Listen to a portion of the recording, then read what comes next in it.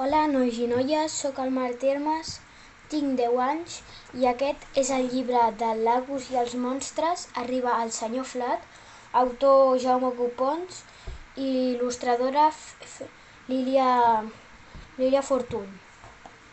L'Agus és un nen normal i corrent que és molt entremaliat i al fer una de les seves trastades té que recollir uns llibres que havia tirat.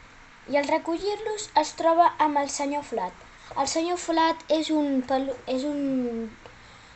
osset de peluix que es veu aquí, de color taronja, que li encanten les històries i els llibres.